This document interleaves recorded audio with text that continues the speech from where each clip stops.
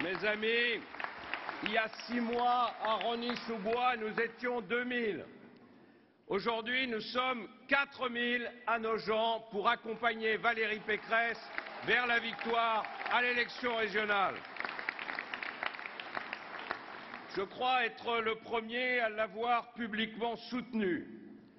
Lorsqu'il y a plus d'un an, Valérie est venue me voir en me disant qu'elle serait candidate à la région, je lui ai dit « fonce ». Fonce contre tous ceux qui pensent que la région Île-de-France est une citadelle imprenable de la gauche. Fonce contre ceux qui se résignent à voir les lumières de Londres, de Berlin ou de Barcelone attirer ceux qui, dans notre pays, broient du noir. Fonce pour les entrepreneurs, pour les chercheurs, pour les artistes, pour les start-up qui aimeraient trouver dans l'Île-de-France le foyer de toutes leurs audaces. Fonce pour alléger leurs contraintes, pour alléger leurs impôts. Fonce aussi, Valérie, pour ces agriculteurs, ces artisans que tu as rencontrés et qui sont désespérés parce qu'à la fin du mois, lorsqu'ils ont payé leurs cotisations, leurs taxes et leurs impôts, ils n'ont plus 1 euro pour se verser un salaire. Fonce pour les universités et les laboratoires franciliens qui doivent être au premier rang de la bataille mondiale du savoir et de l'innovation. Fonce en disant que l'idéal du progrès commande de bousculer le culte du risque zéro. Fonce, Valérie. Fonce pour les jeunes qui n'ont ni formation, ni emploi et qui sont les victimes des conservatismes de la gauche. Cette jeunesse à qui on a promis des emplois précaires, le travail à 35 heures, la retraite à 60 ans, ils n'en peuvent plus. Avec 600 000 chômeurs de plus depuis 2012, cette génération trompée sait maintenant que le bonheur est une conquête et que ce n'est pas un terrain balisé par des bureaucrates socialistes.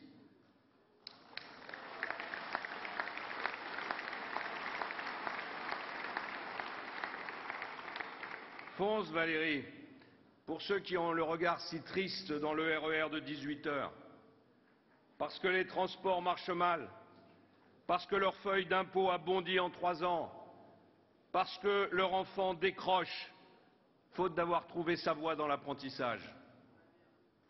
Fonce pour ceux qui attendent un logement et qui souffrent de voir leur quartier devenir un ghetto où les dealers et les fanatiques imposent leurs lois.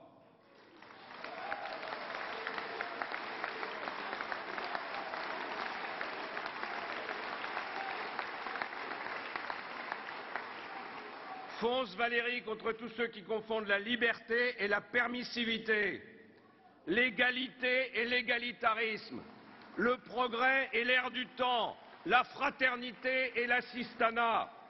Dis-leur ce qu'est notre République française. Et n'hésite d'ailleurs jamais à leur rappeler, à eux qui ont toujours le mot République à la bouche, que la République, ici, c'est la République française.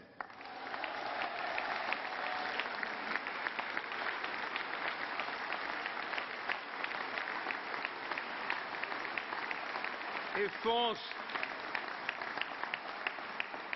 Valérie, pour imposer ton éthique, ton intégrité, face à ces petits arrangements entre amis qui sont le contraire de l'intérêt général.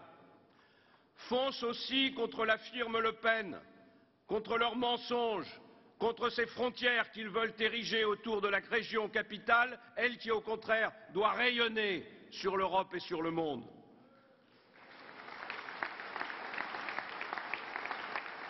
Oui, Valérie, fonce et gagne. Gagne pour rappeler à tous ceux qui l'oublieraient que l'union de la droite et du centre est la condition fondamentale de toutes nos victoires futures.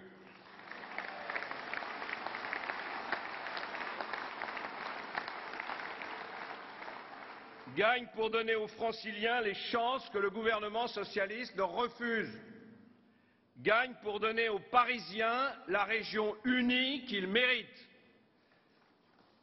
De quoi a besoin l'Île-de-France? D'une audace pour faire de cette région la première en Europe. Et parce que l'Île-de-France sera la première région en Europe, eh bien nous pourrons atteindre l'objectif que je veux que nous nous fixions, que la France soit dans moins de 10 ans la première puissance économique européenne, parce qu'elle en a tous les atouts.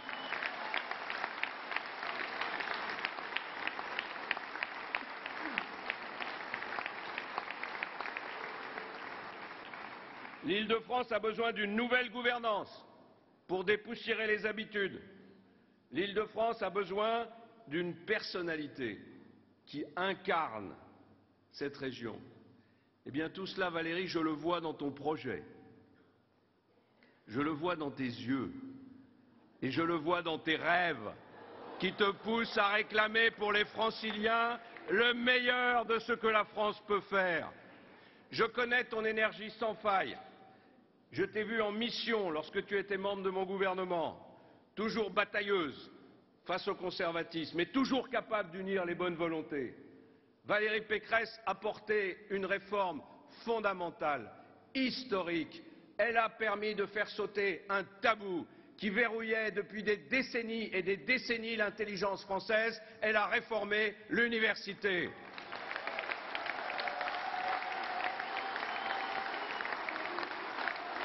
Et je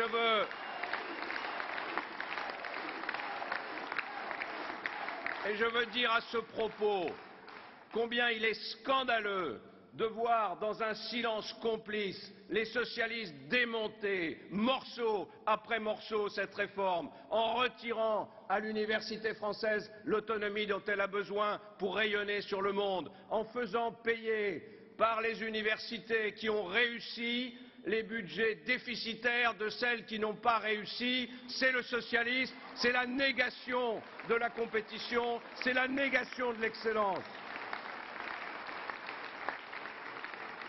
Évidemment, Valérie ne pourra pas à elle seule relever une situation que le pouvoir actuel a gâchée. Mais commune par commune, département par département, région par région, nous pouvons ensemble créer les conditions d'un vrai redressement national. J'avais dit un jour que la faillite n'était pas une menace abstraite. On avait souri. Il y a 3 mois, tout le monde était au chevet de la Grèce et plus personne ne souriait. De cette crise, François Hollande oublie l'essentiel. Et l'essentiel, c'est que pour qu'un peuple reste souverain, pour qu'il n'ait pas à subir, comme les Grecs, la volonté des autres, il doit se réformer par lui-même et pour lui-même.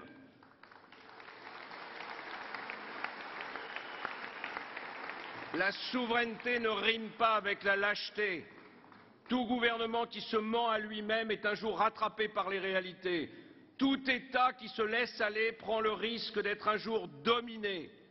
Eh bien cela, pour mon pays, je ne l'accepterai jamais. Comme je n'accepte pas de voir notre pays incapable d'avoir une position claire sur les réfugiés et sur la stratégie nécessaire pour abattre l'État islamique.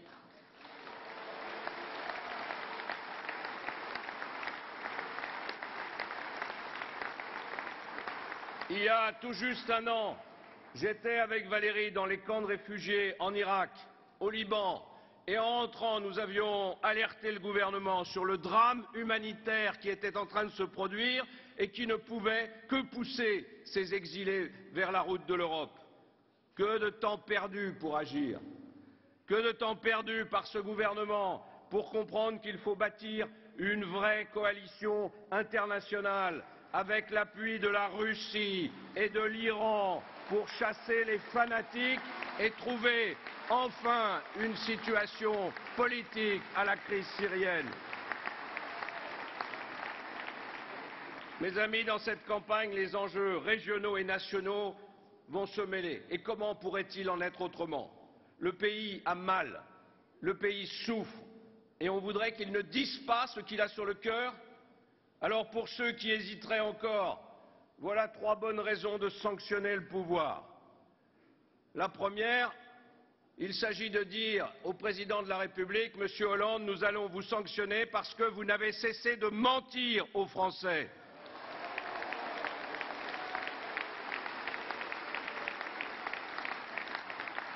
Vous disiez que la crise était conjoncturelle, vous assuriez que les déficits seraient rapidement réduits, vous affirmiez que le chômage allait bientôt décroître, vous assuriez que la reprise était là.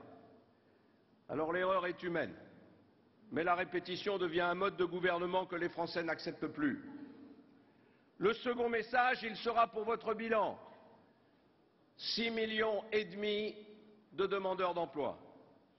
70 milliards d'impôts en plus depuis votre arrivée. 300 milliards de dettes supplémentaires dans un contexte économique international favorable. Mais ça n'est pas tout.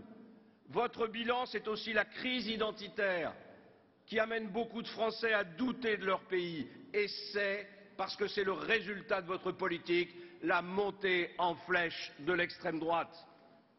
En 2012, vous promettiez de réenchanter la France. Elle est plus que jamais tourmentée par ses cauchemars. Quel est l'avenir qu'on nous promet? Un petit 1% de croissance?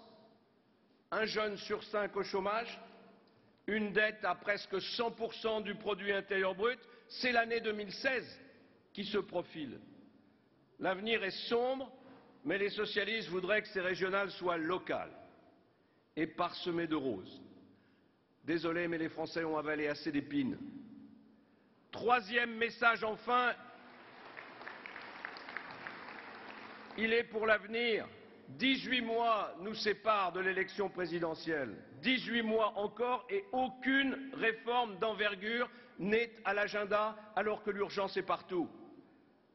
Le Premier ministre nous a dit qu'on allait réfléchir au code du travail et au dialogue dans les entreprises. Mais attention, pas touche aux 35 heures, pas touche au contrat de travail, pas touche au salaire.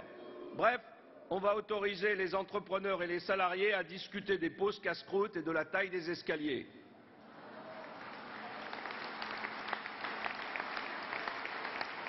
Avec Valérie, nous proposons une réforme radicale de notre marché de l'emploi, en recentrant notre code du travail sur l'essentiel, en doublant les seuils sociaux, en faisant sauter les 35 heures et en renvoyant vers les entreprises et les salariés le pouvoir de négocier leur organisation. Certains disent que les Français ne sont pas prêts à cette révolution. Eh bien, c'est faux. Les salariés sont beaucoup plus lucides et beaucoup plus courageux que la plupart de leurs élites. Le résultat du référendum organisé par l'entreprise Smart est une leçon pour tous ceux, syndicats et politiques, qui pensent que les salariés sont viscéralement conservateurs.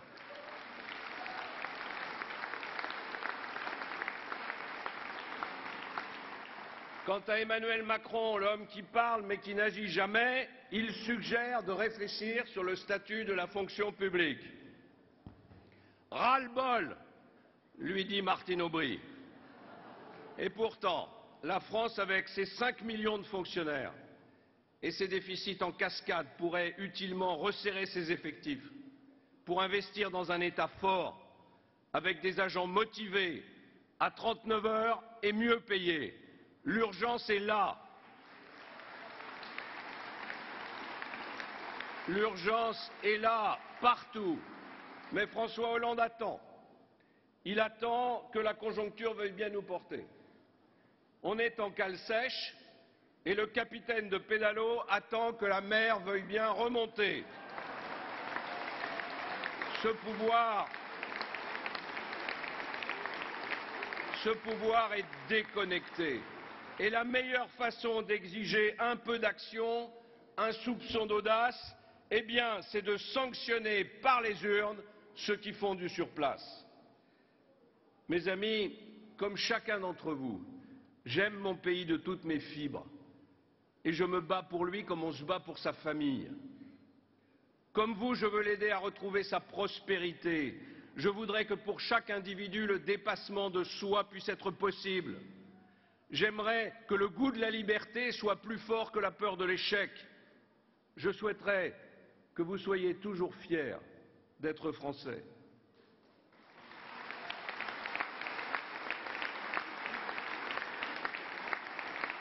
Parce que durant des siècles, nos ancêtres ont travaillé dur pour faire de la France un grand pays. Chacun de nos territoires a vu naître des bâtisseurs, des créateurs, des penseurs, des héros. des hommes et des femmes qui se sont montrés dignes des grandeurs humaines et qui ont fait de la France un visage, un roman, un idéal, une lumière qui attire les regards du monde. Eh bien aujourd'hui, c'est une femme, Valérie Pécresse, qui s'apprête à écrire une magnifique page de cette histoire.